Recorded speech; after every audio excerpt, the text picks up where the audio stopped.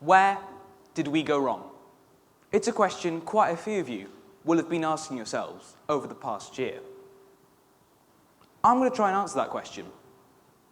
Our problems began way back in 2010, 7 years ago now, when David Cameron and his Conservative Party fell just short of a majority in the House of Commons.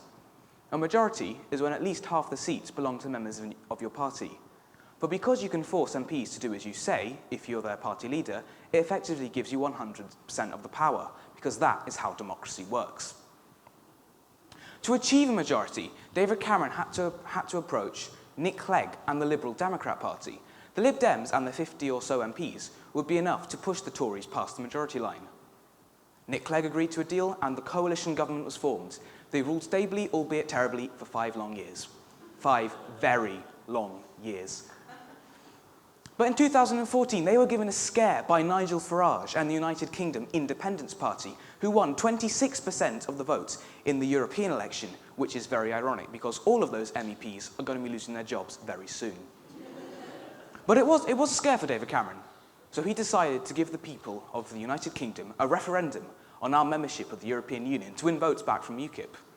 It worked, and he got a majority of 12 seats in the 2015 general election.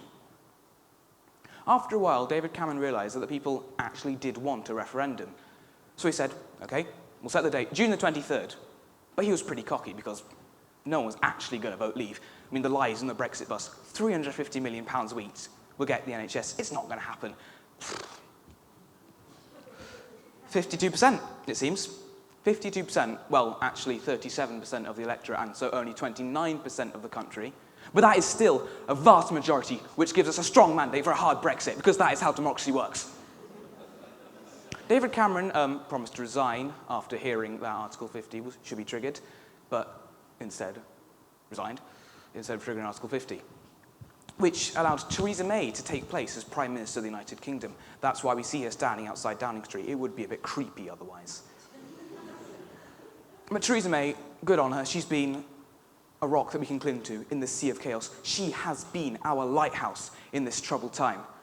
With Theresa May, you know that Brexit means Brexit and not breakfast. With Theresa May, you know that when we're going to get Article 50 triggered by September, you know you're going to get it by March. And that is where I think we went wrong.